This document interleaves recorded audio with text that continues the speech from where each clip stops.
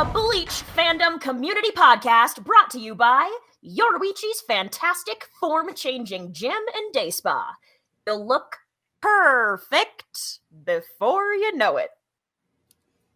My name is Del, and today I'm joined by Lethan. Hey! And Shiki. Hello. How is everybody? How's it going? It's December. It's going good here. Yeah, it's great. I've got my Christmas tree up. Feeling good. Oh, same. It's so beautiful. My brother and I convinced my mom to do rainbow lights this year for the first time in like years, and it looks so good, and I'm so stoked about it. I should get a small tree at some point. You don't have one? Yeah. Nope, I'm lame. I don't have a tree in my dorm. Shocking. Shocking. And also, like, shout out to listeners who may or may not celebrate Christmas as well, because I know that, like, that's not a tradition that that's a part of everybody's lives. And so it just like, I grew up celebrating Christmas, so the Christmas tree is, like, full of nostalgia for me, and it's lovely and brings me joy. But I know, actually, as we're recording, I think it's the second night of Hanukkah, so happy Hanukkah to folks who celebrate that. Christmas and the winter solstice is coming up. If I've got any other pagans and heathens out there, fucking shout out.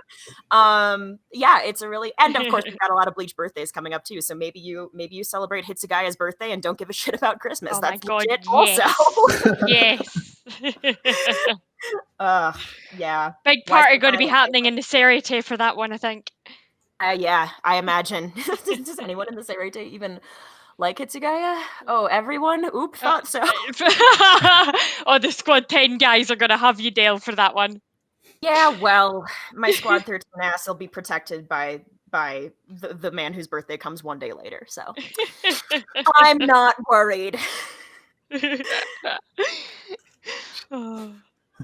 So, yeah, speaking of white-haired captains and excellence, should we dive into our episode summaries? Oh my God, yes. Yay. Okay.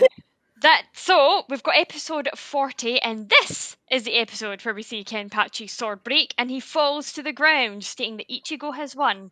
Not like the last episode when I wrongly put it in the wrong episode summary. Yeah, my bad. Yeah, Chiru thanks Ichigo for making Kenny happy and says they should play again sometime. She's totally mental. She's mental. She's adorable. Ganju and Hanataro continue their quest to save Rukia while Yoruichi turns up to save Ichigo's backside. We get some stunning Yachiru and Kenny backstory, which Shiki will be happy with. And it turns out that Rukia murdered Ganju's brother. What the hell? But it's fine. They're all dead because Byakuya's just shown up anyway. We also get to meet a white-haired man who could be the mysterious captain of Squad 13, maybe? ? And that brings us to the very end of episode 40. Yeah, we skip at the top of episode 41 to our good pal Ichigo, who is in bad shape after his showdown with Kenpachi. But when he wakes up, it becomes clear that Yoruichi somehow managed to get his punk ass to a safe place. Yoruichi says that a combo of Ichigo's own life force and Yoruichi's own unique skill set managed to save Ichigo's aforementioned punk ass, and it's revealed that a hollow mask, tucked surreptitiously away inside Ichigo's Shihakusho, may have played a pivotal role as well. As Ichigo and Yoruichi speak, Yoruichi decides that it's about time to unveil that's right, her true form, that of a striking, smirking woman who doesn't seem too keen on the whole wearing clothes thing. Against Yoruichi's urging, Ichigo makes use of a dope flying device and hightails it to a bridge near the Senzaikyu, where Byakuya is facing off with a determined but outmatched Hanataro and Ganju. As Byakuya and Ichigo prepare for a clash of both blades and spirits, another captain arrives on the scene. Rukia's captain, a tall man with long white hair who inexplicably has both the chutzpah and the charisma to try and stop Byakuya in his tracks. This captain, Jushiro Ukitake of the 13th Division, is only moderately successful. And in fact, it takes interference from the now clothed Yoruichi in human form to stop Byakuya from busting out his Shikai. For now. So that's a lot. That is a lot. There's so much happening. There's so much. Do you Mhm. ever get the feeling that sometimes you can go like a couple of episodes where it's like, especially fights, where there's not a lot of backstory, not a lot of character lore or introductions or anything, and then you get hit with like 1 or 2 episodes where there's just so much going on that Oh, you're like, yeah. Oh, yeah. what's happening? Oh, yeah. Big time. Oh, I Mhm. feel like this is one of those episodes. We not only get the whole Yoruichi reveal, we get to meet Ukitake, we get the backstory Mhm. Kenpachi and Yachiru, we Mhm. get to hear that Rukia killed somebody's brother. There's so much. There's so much, yeah. Which I guess it's worth acknowledging too that this is strictly speaking the end of the second season, and so they probably were like, okay, we got to make sure we get people coming back for the third season.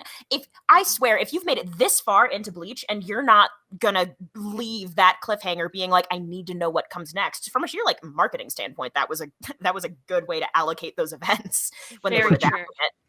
Very true, because at this point we still don't have a clue about the whole Aizen murder thing either. So Only it's a little bit, Yeah. because previously we got that bit of Unohana examining the body, right? But we don't know who did it. we don't know who did it. Yeah, so we've got a fucking clue situation on our hands. Yeah. Also, there are a lot of loose ends to tie up. So Yeah. much. Right. Well, we have a wee look at episode 40 then.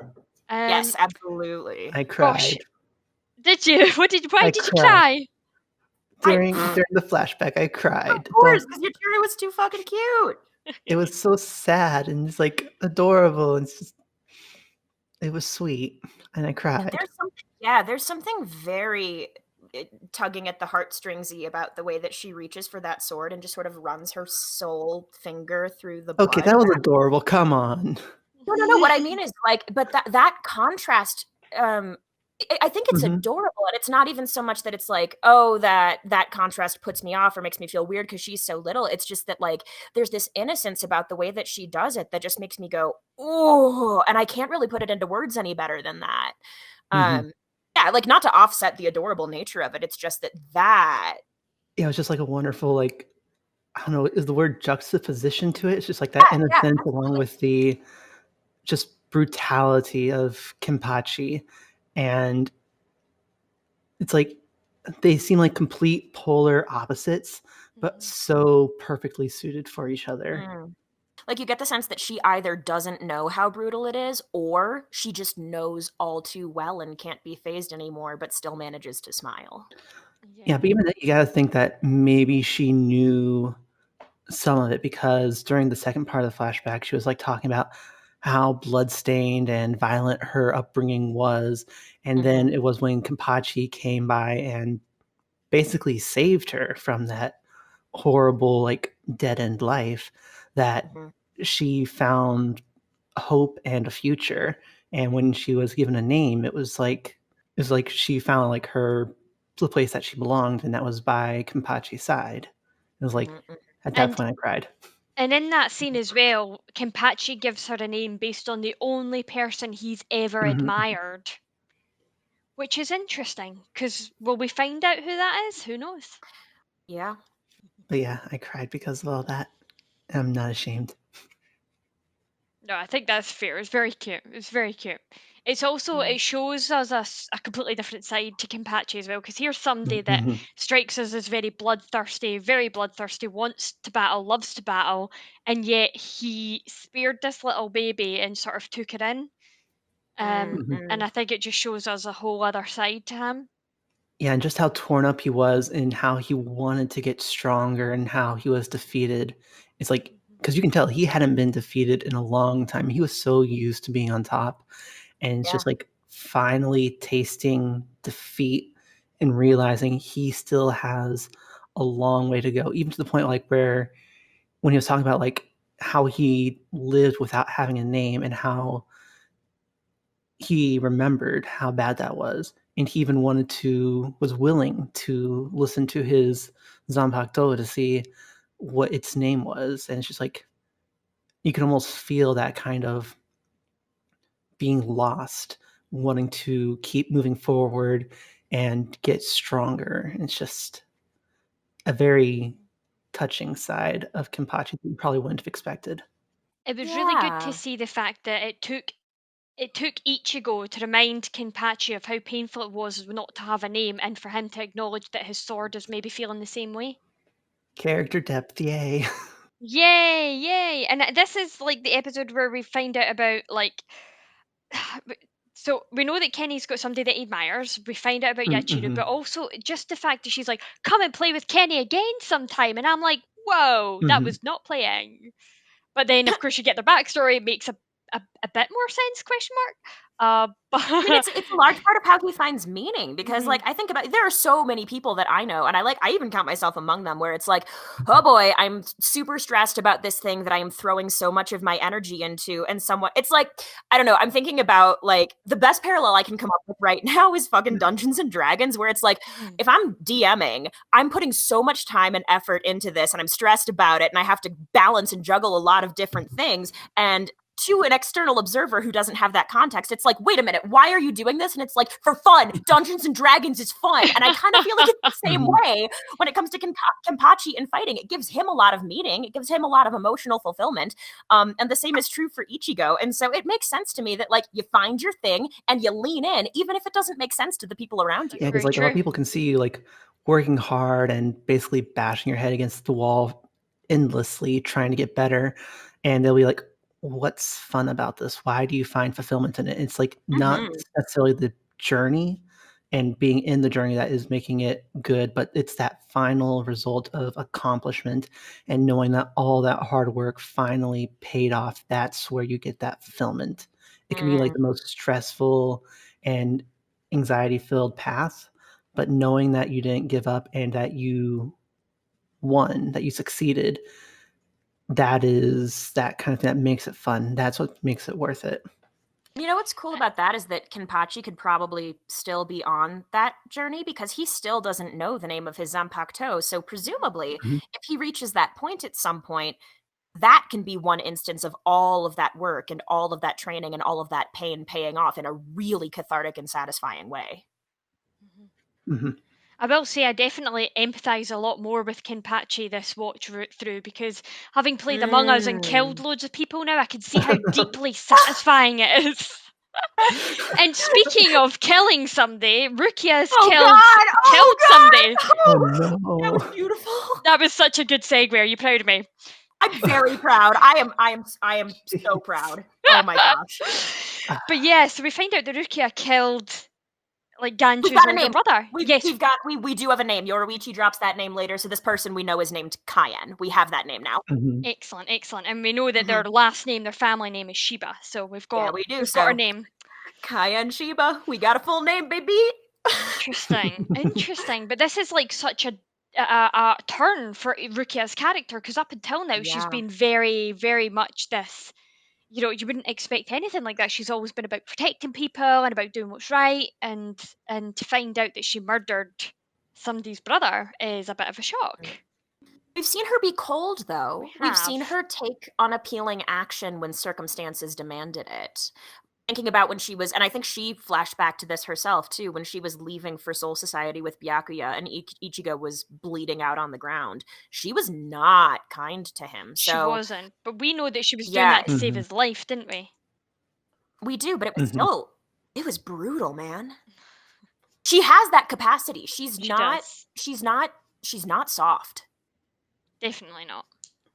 But there's a big difference between like her wearing that human world dress going off with a person we know is her own brother. So like she has a brother, if the circumstances are different, but you know, even so, versus her with blood spattered across her face in that dark lighting, no expression, dragging a body behind her. It's different. It is different. We're getting this flashback from Ganju's point of view at this moment, aren't we? So we're seeing it through his young eyes, because he was a young boy in that, well, say a young boy in that flashback. It's hard to tell, but yeah. Maybe Ganju was so fucking cute. He was really cute. What happened? What happened? Oh no. Okay, I know I've harped on this to death. Haha, Soul Society death. But about the aging in the Soul Society. I know. Rukia hasn't aged a day, but Ganju looks like he's older than Rukia now. It's Ganju changed his hair in his defense. True, but still, it's... So Yeah. I think this is definitely something that we can cover off more in the spoiler episode. Because I've got some head canons based on stuff that happens later that that I want to throw out. And Okay, I'd yeah, also hearing say, that. just from a straight up character design standpoint, like, not to make this a massively gendered thing, but the idea that a woman would like take care to keep presenting as young and beautiful for however long, and a man would just be like, "Fuck it, I'm gonna run around with my pigs."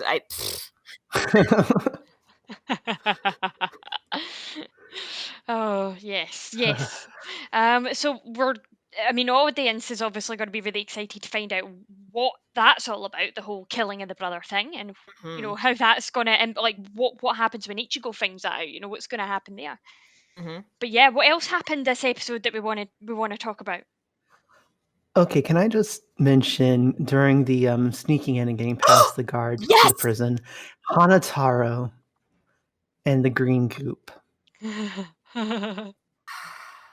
Which is canon, by the way. It is in the. Oh, bless him. Okay, but you got to realize, to a point, especially seeing how he reacts just kind of neutrally to all this, he is a sadistic little.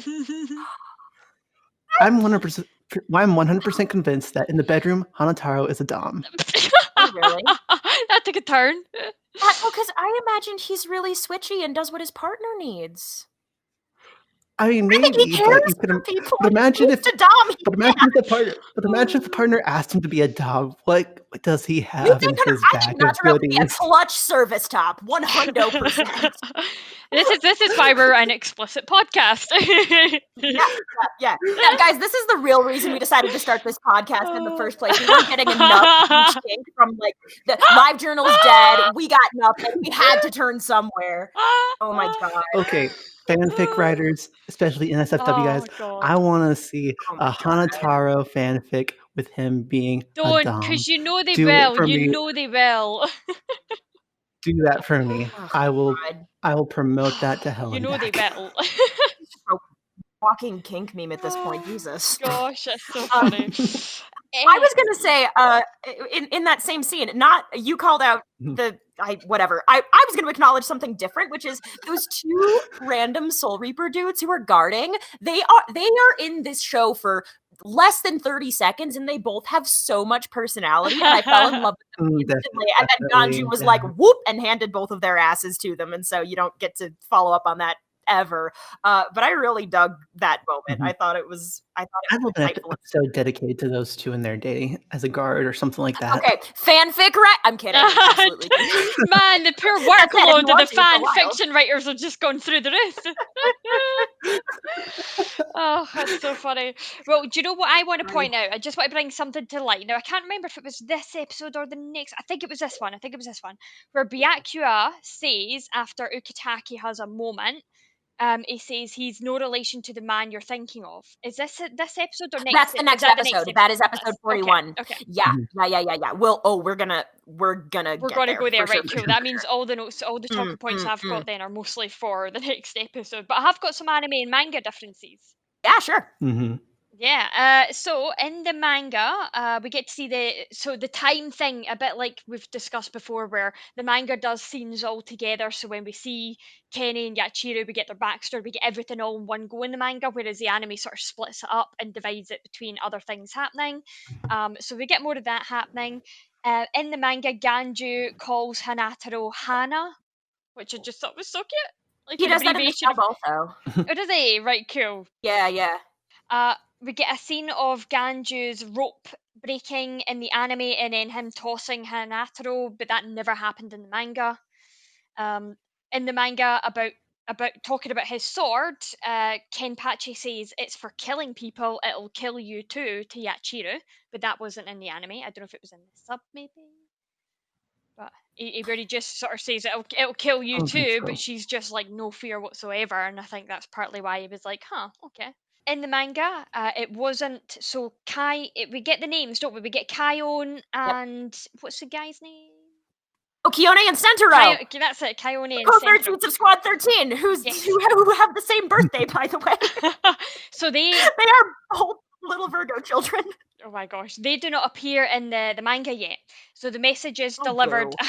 The message is delivered by one of the members of the secret Second division, secret I remote think. unit. Yeah, so from the 5th Yeah. squad. So and Mhm. Ukitake like knocks him flying backwards when he shouts "What?" which I thought was really funny. Ganju calls Rukia a monster in the anime. That does not happen in the manga, and I want to call that out because I love Rukia. When we see a scene of Ganju talking to Byakuya, he says it's your lucky day, Captain, in the anime, but in the manga he says okay, pretty boy, which I just thought was brilliantly Ooh. sassy and hilarious. And then Oh. in the next panel there is a picture of Byakuya and he does look very pretty. So he's got a point. So Byakuya being pretty is canon. Yeah, I think also I noticed that specifically in the sub he uses the word botchan, which I only know because it's also the name of a novel by Natsume Soseki, and it's basically a way to be like, "Oop, spoiled rich boy," and that's kind of what it means. And the chan is exactly the chan you think it is. It's the same as in Nanao-chan. It is written the same damn way. So that's Ganju being like, at this hoity-toity nose in the air pretty boy. He does call it, so he not only does he call him pretty boy, but he does call him a rich something later on as well. But I didn't take a note of that because I was like, eh. Yeah, botchan largely has So that good, connotation. so good. And then the only thing that ends off the manga is that we've got a popularity poll for Bleach at the very end of this. I know. So this so this is the second one that was done, and it was to celebrate Bleach's second birthday. And we've got number 1 being Ichigo, number 2 Rukia, obviously, number 3 Renji, number 4 Urahara, number 5 Gin Ichimaru, number 6 Toshiro Hootsugayo, Whoa. number 7 Hanataro, number 8 Uryu, number 9 Momo, and number 10 Byakuya. Hanataro is more popular than Byakuya. Can you imagine Byakuya reading that poll?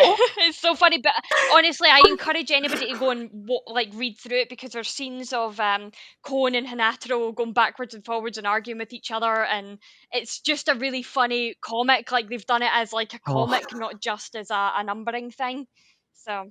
Oh, cute. I'm gonna have to look that up now. Yeah, you definitely do. It's so funny. I definitely recommend it. And that was me. That was Great. all the differences for that episode. Yeah, for sub and dub, so there was only one real difference. Actually, in both episodes, there's only one real difference I noticed. But for this episode, in the Japanese version, when Yachiru thanks Ichigo for giving Kenpachi a fun battle and asks him to stay alive, in Japanese, she ends off with saying please to Ichigo, like kind of pleading with him to stay alive. But in English, she says goodbye. Ooh. So I thought that was like an interesting difference of like in English, she's a bit more happy-go-lucky, just kind of like carefree and just saying goodbye. But in the Japanese, she seems like legitimately wanting Ichigo to stay alive to the point of like just saying like stay alive, onegaishimasu, kind of thing like that. And I thought that was like, while it's cute, it's like you can tell that she also is wanting him to stay alive so that way Kenpachi can continue to have a goal and something to work to for fulfillment. Cool. You get to see how much she really cares about him. I like that. Mm-hmm. You get a lot of that in that episode of seeing just how much she cares for Kenpachi, which is very sweet and nice, and why I love those two so much. Sweet. Is there anything else we want to hit from episode 40, or do we want to move on to the super-de-duper jam-packed episode 41? Super-de-duper-de, let's go.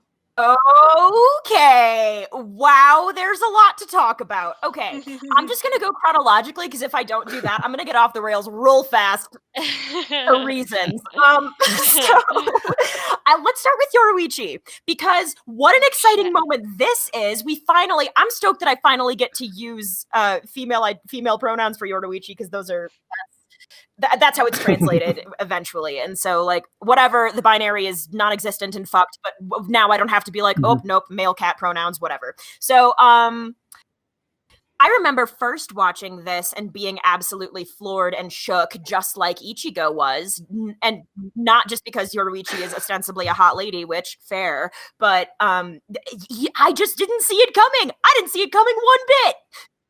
Yeah, and it's when I was watching this. Oh, go I ahead. was just going to say, it's also nice to see a bit more racial diversity as well with this Yes! reveal, which I was like, Mhm. yes! Yes, and on my notes, and this is something that I thought even back then when I first watched it, it was like, and on this day, many died from excessive blood loss via the nose, and the best girl waifu was revealed. She is. Oh, you know what? Good point. Because there was a moment a couple episodes ago when someone called, I think Momo. I think Naomi called Momo a best girl, and I was like, shit. I don't know if I have a best girl who isn't Momo. And then I was like, oh yeah. But at that time, Yoruichi was a cat, so I couldn't call her out as one of my best girls. But oof, she's wonderful. Oof, She's yeah. really wonderful. Even though, like, I don't know, like. A cool thing about this reveal is that the point of her nakedness is more freedom than hotness, I feel like, because she's doing the like sexy jutsu thing of mist and fog out of nowhere covering all of the explicit areas. Or like, I don't know. Naked bodies are not explicit. They're just bodies, but there are certain things you can't show in a shonen. Fine. Totally get it. Whatever. But it's neat that she acknowledges that she forgot about clothes because they're not super comfy. Like, she's not trying to show off. She's not trying. Yeah, but you really don't need it as a cat. Yeah, well, yeah. I mean, if you've been wearing clothes for your whole entire life, whether they're comfortable or not, and then you just spend a bunch of time as a cat, and then you have to go back and be like, oh, right, jeans suck. Not that she's wearing jeans, but I think it's cool that nakedness in this case is used to represent freedom rather than something to do with sex. So, like, shout out to Kubo for that, even though Yoruichi is well endowed. Yes, definitely. I know it's equivalent to that. I suppose that feeling for her must be similar to, like, see if you've been ill for ages. So anybody out there that has breasts and they don't wear a bra for ages because they're really ill or whatever. So for me, like, I had this period of like 2 weeks where I was really ill and I was just jammies all the time. And see, when you have to put a bra back on after not wearing one for so long, they're really uncomfortable. So I can totally, like, I get her. But yeah, it was exciting to see another female character show up as well, because we've not seen that many female soul reapers in this world that we've been in, apart from really Rukia, and then not that Yoruichi has self-identified as a soul reaper, by the way. She can do some dope shit, but she's also not wearing a standard Shihaka when she does finally decide to wear clothes. She's different somehow, you get the sense. Yes, definitely. Yeah, you can tell that she's definitely a powerful character, especially by the end of the episode. Yeah. It's like definitely a boost in showing how that Kubo's not afraid to make his females completely badass and able to see it on their own. That seems to be the only females that we get, like, at least for the last, like, I'm going to say for like the last of this season, the females since entering into this world, the only females we've ran into have been incredibly powerful women. So whether they be a captain, whether they be a lieutenant, whether they be the head of a, I was about to say, yeah. Oh boy, you know what I mean? And now we've got another one. So, yes, just didn't want to skate over that because it's very fucking cool. The next thing that I want to shout out is the weirdness of the hollow mask situation. I don't think there's too much to dive into here necessarily, but I didn't want to just let that slide because it's a big deal that Ichigo can just kind of generate this. It's weird. And it doesn't seem to want to leave him. He's threw it away and it's came back. Yep. Yeah, and Yoruichi definitely took like a major shock to that fact, and she seems very concerned. Yeah. There was a level of recognition, I feel, from Yoruichi, and there was a level of surprise. She wasn't expecting to see this, and you get the sense that I got the sense rather that she maybe was worried about something or afraid of something that she wasn't about to tell Ichigo, because of course Ichigo is still learning about literally everything, let alone the fact that this might be unusual. He doesn't have any context for it.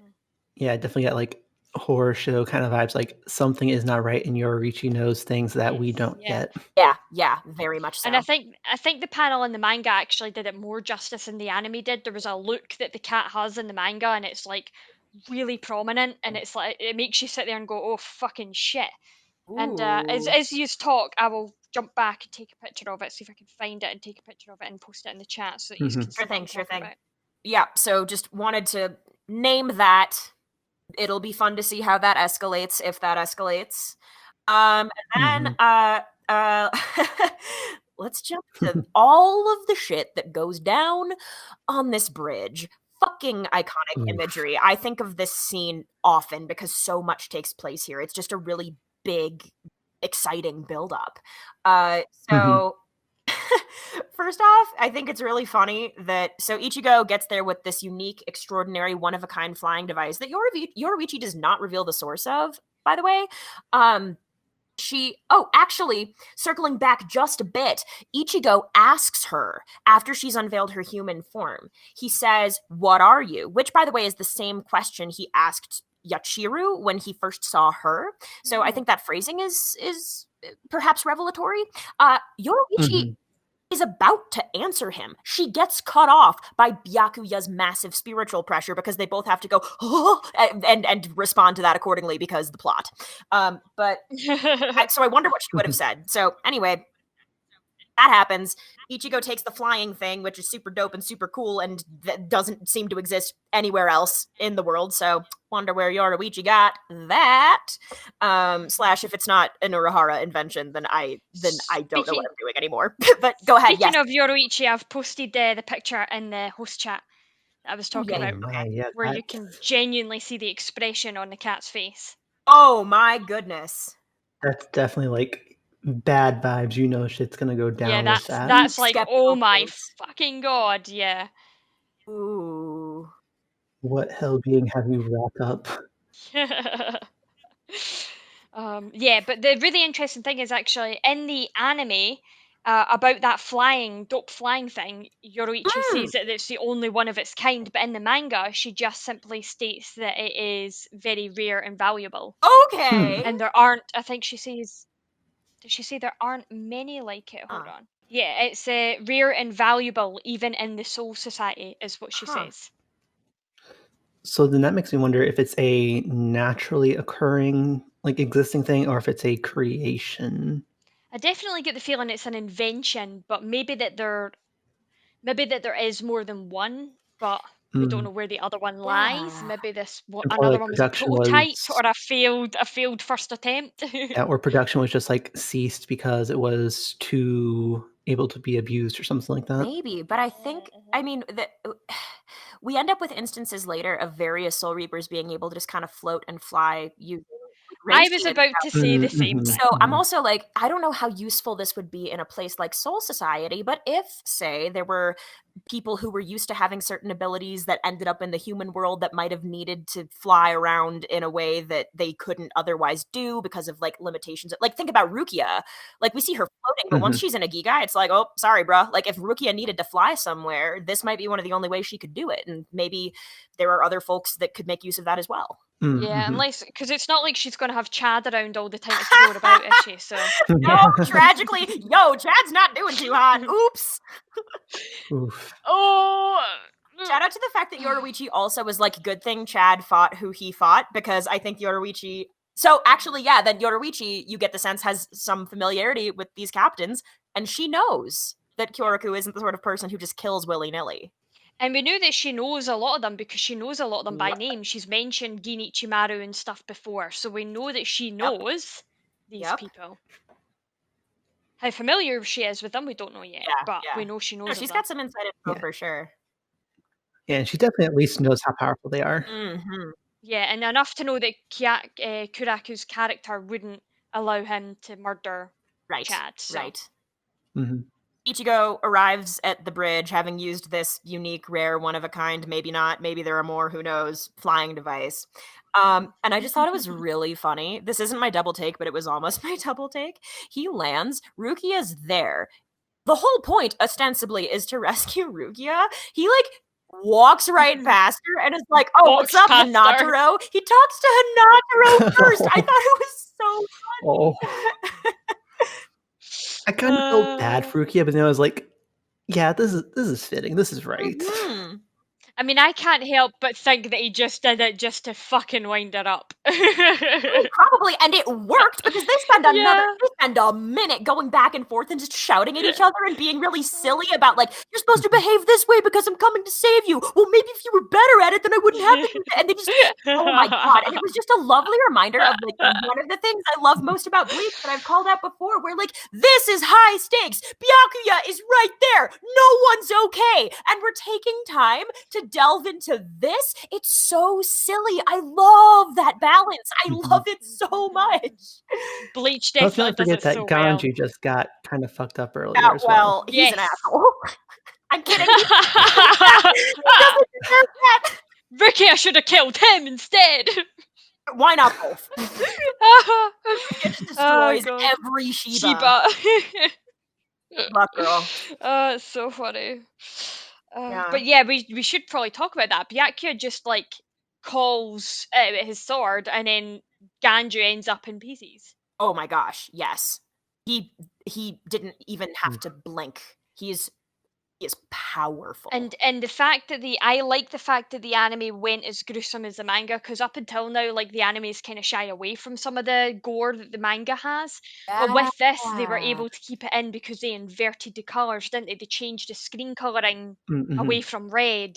I think they just made it all grayscale, didn't Yeah, they? they Wasn't did. it all just sort of like a little black and white, Yeah, they like definitely in the manga, really? Yeah, that's exactly what they did. Normally they do it as the negative, but this time they did a grayscale, which I thought was a nice stylistic choice for this kind of thing. Yeah, I agree. The negative feels a little bit too much like a bit for me. Like, it's better than the black screen token. Yeah, it feels a lot more sensory. Yeah, the negative feels way more sensory. I agree. Plus, it feels like it's like a shock thing, isn't it? It's that it almost Yeah! represents that kind of cold sweat you get when something really horrific happens.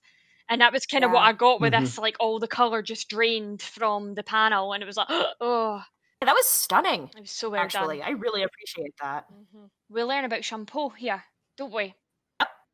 And then in that way, it's a nice example of just how far Ichigo has come since the last time he faced Byakuya, because he could track Byakuya's movements with that shunpo, or flash step as it's sometimes translated, that really quick little boo-boo-boo moving everywhere very quickly, blink of an eye. Ichigo couldn't even see that back in the human world, and then this time he was able to actually block an attempt at a blow, so massive progress.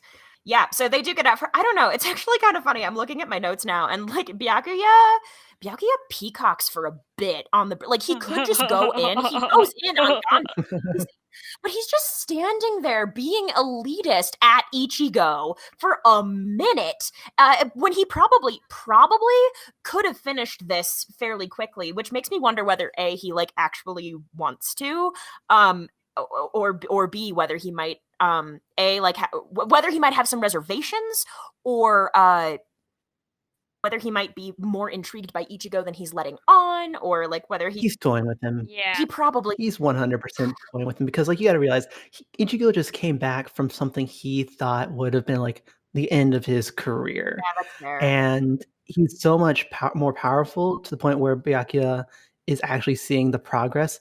And you got to realize, like, he probably wants to show Ichigo, boy, you may think you're hot stuff, but let me show you exactly the difference is between us slowly. I'm a sucker for assholes with secret good hearts. Whereas with Ganju, I think Byakuya went after him because of the Shiba name, didn't he? We got that sense that as soon as Byakuya heard the name Shiba, he was like, oh, right, I'm going to treat you different. Let me kill you straight away because you deserve to die like that. So, oh my god, so in Byakuya's eyes, Ganju actually deserves more respect than Ichigo, as far as he knows. That's what I was getting. Yeah, that's what I was getting. Yeah, that's hilarious. I wonder whether, knowing that Ganju isn't a Soul Reaper and has never, like, doesn't wield a Zanpakuto, I wonder whether Byakuya is just like a one-hit KO just makes more sense. Like, it's not worth any sort of fight with this dude. Unlike in the case of Ichigo, when he's like, okay, great, we're gonna actually do this thing. And then, yeah, I guess I've been waiting for this for so long, and now I'm here. I just feel I'm like, I could say everything. I could say nothing. I don't want to say too much. I don't think I can ever say enough. I am here with my popcorn, ready to just listen to you fangirl. So. Well, I don't have loads to say, really. And also, I want my listeners to know that Lethan and I talked about the word fangirl, and it's as far as I'm concerned, different trans people might feel differently. It's a gender neutral term, so all good. Yeah, definitely. Definitely. Trans friends, if they're down with that, whatever. Not whatever. It's important. You know what I mean. And if you don't, then find me in the Discord and DM me. I'm happy to talk about that shit. So, all that said, right, so we get this dude who was not looking good in the previous episode, by the way. He was lying down in bed, ice pack on his head, hadn't been around to even know that there was a murder, and when he meets Byakuya for the first time and Byakuya goes Shikai, he doesn't know that there's been a wartime order that says that that's okay. He's a bit behind, but when he actually does intercept Byakuya, he's so pleasant about it. I think the thing that I want to highlight in particular here is that there is a previous relationship, because I don't think we've seen anyone speak to Byakuya this way before. Byakuya has been, like, Ganju calls him the most famous captain, probably, which is hilarious because he's not very old. So good for him, I guess. We know that he's a member of one of the four noble houses, and he's a leader of that. Yeah, and he's the clan leader. So he's the kind of person who up to now has been revered and respected. And then you get this other dude, same rank, they're both captains, who just, he gives a little yada yada, which I just love from everybody. Which, by the way, I think Shunsui Kyoraku has dropped a couple of those so far. So it's like, oh, people who are friends might have similar inflection patterns and word choices. I know. It's very sweet. But he's just really... He's very calm, collected, rational, reasonable about that. And then it's only when he actually sees Ichigo that he loses his composure any a level little of bit. that seems shaken. Yeah. Gosh, I find it's actually very difficult to talk about a lot of what happens within this episode without getting into spoilers. So I'm actually more excited to delve into some of it once we, when we get into our spoiler episode, which is coming up, y'all. So yeah, I think I just want to name that, like, there's a previous relationship established with Byakuya. This individual seems to be fighting against some physical limitations and has shown up on this bridge anyway. And this is Rukia's captain. This is what he looks like. This is what he's like. Rukia knows who he is. Byakuya knows who he is. And I don't actually have much more to say about him in this case. Like, I'm happy to field questions, obviously, all the time. The only thing we haven't seen much. The only thing I want to bring up about this, just to remind our listeners, is Ukitake gets shaken when he sees Ichigo, and then Byakuya says to him, he has no relation to the man you're thinking of. Byakuya said something similar to Rukia in the world of the living before they left, where he says to her something along the lines of, he does resemble him, doesn't he? So and it's been super vague. Yeah, super vague up to now. The audience just be aware. Just be aware of that, because that might come up again later. Yep. I also, just because we're here, because the way that that's revealed is that really, really close shot into Ukitake's eye when Ichigo is reflected in it. I promise I'm not gonna, like, name this time and time again on this podcast, or, like, ever, even though I guess I don't shut up about it in various fandom circles. In official color releases illustrated by Kubo, colored in by Kubo, sometimes Ukitake's eyes are brown and sometimes they are green. In the anime, for some godforsaken reason that I will never forgive the animation team for, they decided to roll with brown. But if you see official art of him with green eyes or with brown eyes, both are correct, and Kubo just literally doesn't care enough about him to keep it consistent, is the only thing I've ever been able to come up with. And so when I write fic, I always write him with green eyes because I just think it's nicer, and I think it suits his personality more, and I forgot how saddened the brown eyes in the anime make me until that super close up shot. So technically both are correct, and that's what we got. Because something similar happened with Rangiku's hair color. Because whenever Kubo Yeah, colors yeah. are in, she's got blonde hair, like yellow blonde hair. Hmm. And I guess that's to make Ichigo's orange hair more unique. And why he was so bullied for it. Whereas obviously we've seen Rangiku in the anime, she's got ginger, red, strawberry blonde hair. Right. So, Right. yeah. That's truly. Oh, that's. Oh, I wanted go to on. ask. Right, this is going to bring us into the manga and anime differences. Ah, great. Let me just go through them all, and then I want to focus on this one because I need to ask you guys if the sub's different on something.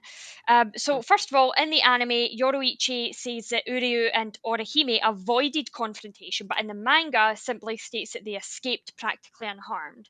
So the meaning was slightly different between those two, just enough for me to take note of it.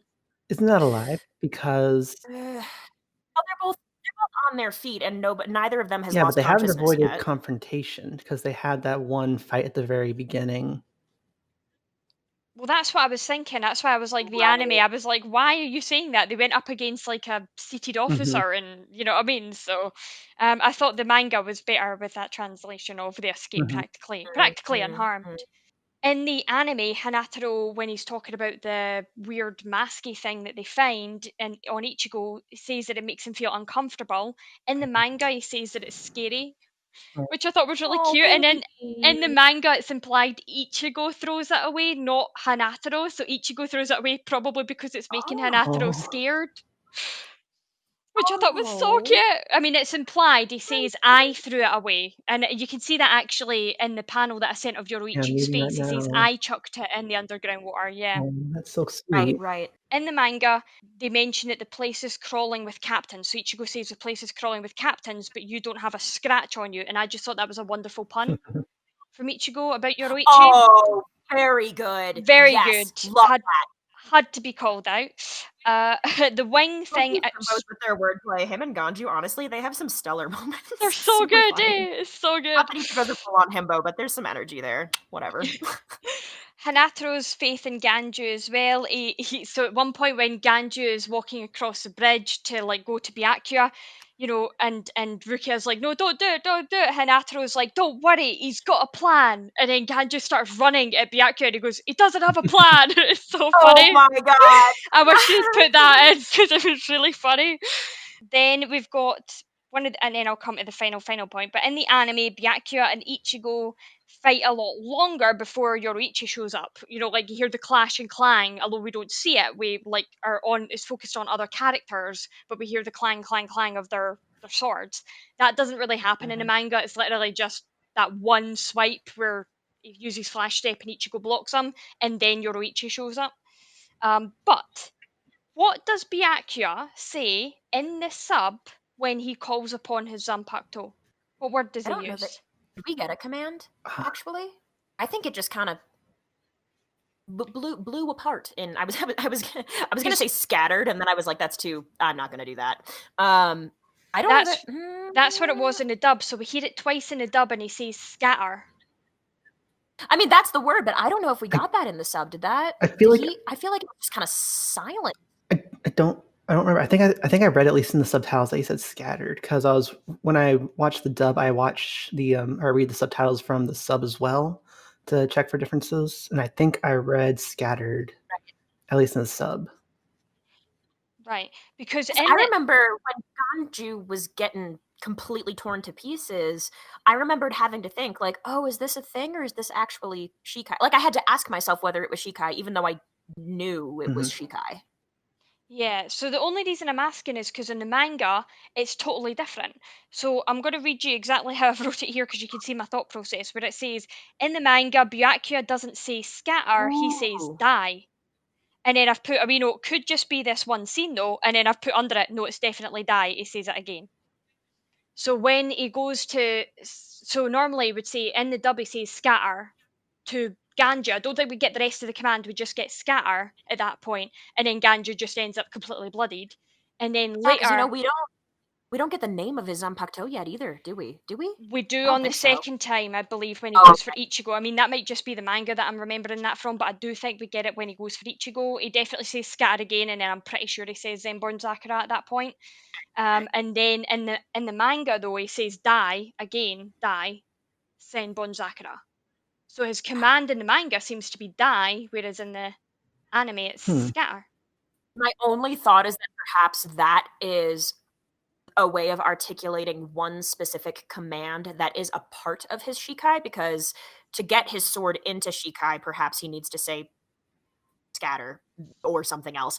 But then once he's Shikai, because there are a couple of Zanpakuto, none that we've seen yet, I don't think. But once they're in Shikai, they can do a few different things, and sometimes there are word-based commands that are a part of that Shikai. So I wonder if that's one way of commanding the various flower petal blades. Like if when he says die, that is what causes those flower petal blades to dive into Ganju's body like that. And if he'd said something else, then maybe they would have behaved in a different way.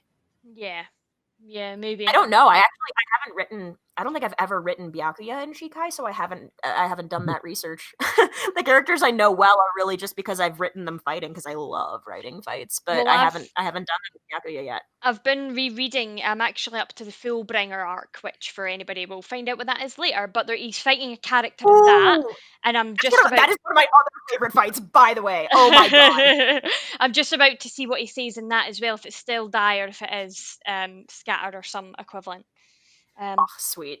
Okay, so then I guess while we're speaking about Byakuya, I do want to just in terms of like illustrating relationships, when Yoruichi comes and wraps that ribbon around his sword and is like, what if we didn't? She straight up calls him Byakuya-bo. So that is a previously established relationship. They know each other. That's another instance of someone not giving Byakuya the respect that maybe the audience is anticipating at this point. And it's not like a disrespectful thing to say, but it's casual as fuck. So that's kind of nice. There's actually a difference between the sub and the dub on that, because really? Yes, because when Yoruichi comes in and says Byakuya boy in Japanese, she just says Byakuya in English, not the boy. Yeah, I remember that bit. Okay. Yeah. So I found that to be interesting, because that she has a bit more familiarity with him in Japanese and not in English. Do you want to just use this as a great moment to take us through the rest of the sub and dubs differences? That's actually the only one. Yeah. Oh, is it? Okay. Woohoo! In that case, I realized I wanted to highlight one more thing about Ukitake's interference or lack thereof in this moment, which is just that Byakuya and Ichigo are going at it for a minute, and he's not really doing anything. He's present, he's attentive, but he doesn't step in, he doesn't try to help Ichigo, he doesn't try to help Byakuya. He's just kind of there, and so I found myself wondering this watch through why he wasn't taking any particular action, especially knowing that Rukia is a member of his squad. And so I came up with two hypotheses. The first was that, circling back to when Byakuya was like, oh yeah, he looks like whoever that was, but it's a different dude. So possibly he's just too shell-shocked and can't do much. But I don't like that thought quite as much. I think he can push through a lot more better than that. I don't that doesn't seem like him to me. My thought was that I think this could be an illustration of his personal principles about interfering in fights where pride might be involved. I think he might be stepping back because he recognizes that this is something that Byakuya needs to do, and something that this other person who Byakuya is fighting needs to do, especially because Byakuya has deigned to draw his sword in the first place. And so he stands there for a long time doing nothing, and I think either of those could be the reason why, but I like my latter suggestion a touch more. I think that's all I have for this episode. I just wanted to call that out as well. Also, he's very handsome. Now I'm done. Yes, he is. There's something about Bleach's character designs. I can't help but I just love them. Oh, everyone's so beautiful. Tell me about it. There's so much. There's so much there. There's so much going on. Really? That might come up in my ship, actually. Oh, nice! It comes up in my Who Wore It Best, that's for sure. But before we get there, we should cover delving into the Dangai. Yes. So For this round's news, it's not so much Bleach news directly, but it can possibly affect Bleach because Funimation is going to be acquiring Crunchyroll. I'm just wondering if that's going Wow. to affect my login info. Probably. Does that mean we're going to have to pay more to Funimation, or are we getting it? Like, there's a lot of questions that brings up then, I was isn't gonna there? say, I don't know. I also had Verve for a minute, so I will have to wait and see. Yeah, there's definitely a lot of questions that come in like the payment models and everything. If I recall right, I don't use Funimation too much, but aren't they more focused on the dubs over the subs? I believe so, but I have watched on either Netflix or Crunchyroll for the past little while. Yeah, because I wonder if this is more of just an excuse for them to get like, I don't know if it's like rights or what reason they would need to do this, but get access to subs. Because I always remember Funimation's website being mostly dub. Yeah, so Funimation usually does focus more on dubs. It does have some subs. Like, I think you can toggle between them, but it defaults to the dub usually. And then Crunchyroll is more your sub content. But I guess if bringing it all into one platform will hopefully help. It would just be good to see them get more of a library, because I'm sick of, like, if a new anime comes out and I'm wondering where the hell I can watch it, and Kiss anime isn't a thing anymore, and I'm like, God damn it. Yeah, it's like one of the things where it's nice for those who actually want to pay for their anime as well, because they can have just one subscription, hopefully, instead of splitting up against a bit between like 4 or 5 sites. 15 million. Yeah. But some are region locked as well, where you have to like be in certain areas before you can even watch stuff That's too, true, which is too. really annoying. Good old VPN. Yeah. Oh, This is. I was about to say, this is where I plug my ExpressVPN. I'm wrong channel. Yeah, well, I guess we'll keep y'all posted as that moves along, especially if it impacts anything about how we watch Bleach. Or Burn the Witch. Or Burn the Witch. Yeah, good point. Cool. Shinigami Cup Peroxide Edition, y'all. Whoop, whoop. Yes! Right. Who wore it best this week, everybody? Okay.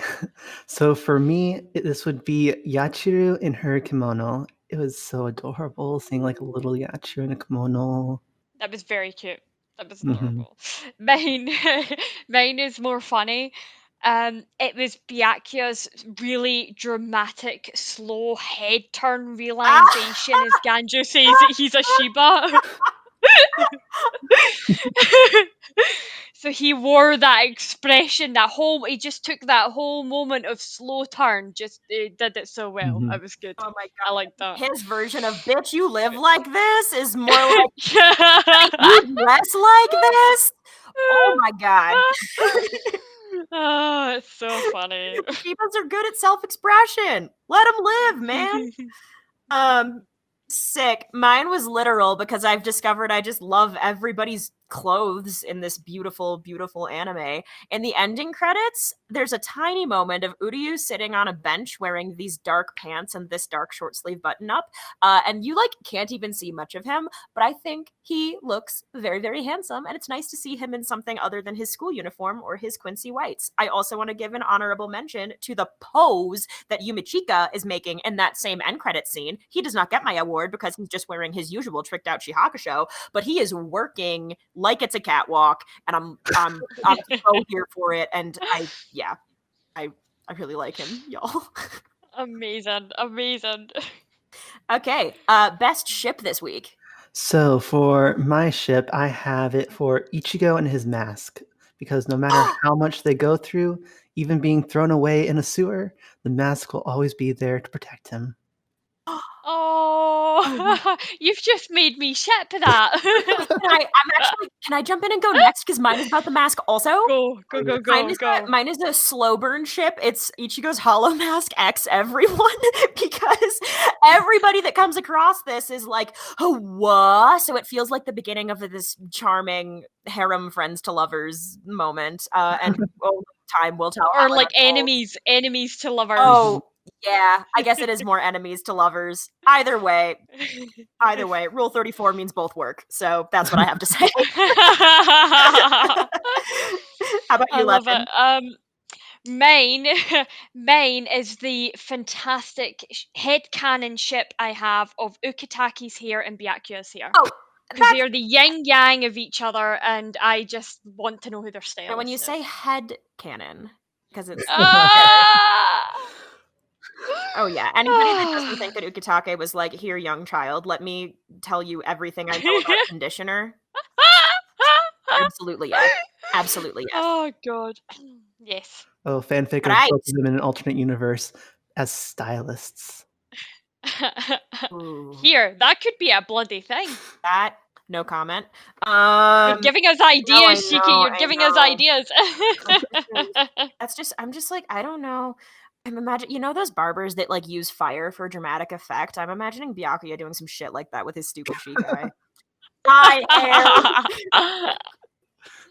Oh, so maybe actually no. New headcanon is that when he says dye, it's like hair dye. That's why. That's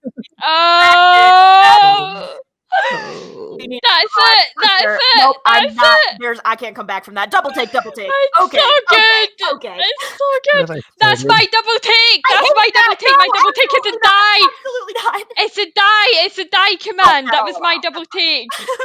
Sorry. Oh, that was so good. Shiki, how about you? For my double take, the thing is I would be lying if I didn't admit that it was Yoruichi's transformation. Especially when I first watched it. Yeah, it's surprising. Also, she's hot. It's like seeing that she's a girl. It's like this badass. Nice. Yeah. She's a grown ass woman. Mm-hmm. My double take is super stupid, and it's like something that occurs to me every now and then when I'm rewatching Bleach. So the bit when Kenpachi like finally passes out after being like, I don't know your name, you get this aerial shot of him just collapsed in the center of this pillar of some sort with Yuichiro next to him. Okay, this aerial shot is just like a bunch of disjointed buildings that are not in straight lines. It's several rooftops. I don't know how they line up. So I was just like, who was the architect of the Seireitei? Because this is I understand that it looks cool, but it's just very impractical, and I just didn't think about it before. Also, like, where are the buildings that Kenpachi chopped down? And there is so much collateral damage. Yo. So much. Maybe that's why everything is a big fucking mess, because people keep destroying things. And by people, I do mean mostly Kenpachi. I guess Ganju has turned a few places to sand, so the structural integrity might be compromised here and there, but what you gonna do? That's so funny. Oi. All right, fandom shout out for this week. All right, for my fandom shout out, I have an Instagram. I won't say who it is because of spoilers, but let's just say it's a lovely person with cute hair. The cosplayer is sefixcosplay. Oh, that's cool. I think it's pretty well done. That's so well done. Yeah. I love that. I love that. Cool. But yes, so a character we've not met yet, so just little nod to the audience. Mine's also contains spoilers, so mine's my fandom shout out inspired by Naomi. On last episode, I decided to do a fan fiction for mine this time. My fandom shout out is going to Geishaa's After Family fan fiction. Now, what I do want to say is this has some major spoilers for a huge reveal that happens way later in the anime. So please, if you're avoiding spoilers, please just keep that in mind. But we did have a fantastical birthday, and it was Sheen's birthday recently. So it's all about him, and that's all I'll say. Yay. Ugh, show Big Dad some love. My shout out is it's just like it's a whole Tumblr. It's like I don't even really know how to qualify this fan work, but it's sort of like an older Tumblr that I remember being really into when the manga was still coming out, and I was like super into, like, there were a bunch of us that used to like get together and talk about it every Thursday and stuff. And this was just part of like that era of Tumblr for me somehow. So this is a Tumblr called bleachlists.tumblr.com. I think of this person, Bleach Lists girl, as an absolute icon. It's just a series of really fun little listicles about things like, what if Yamamoto had to babysit the captains? And then it's just a series of things that could happen. Or various characters respond to being shipped with other characters, or it's snowing in the Seireitei. What are the characters doing? And I just think that she has really lovely interpretations of the characters, and I also think she's really funny. So straight up, this sometimes has spoilers because it continued through pretty much the end of the manga, so there are spoilers for the final arc here and there too. But if you've finished the manga and you just kind of want to, like, I used to sit here and just scroll through all of the lists and read them, and I would laugh out loud just by myself. And sometimes they're really cute and really touching. And the blog has ended; she's not doing this anymore.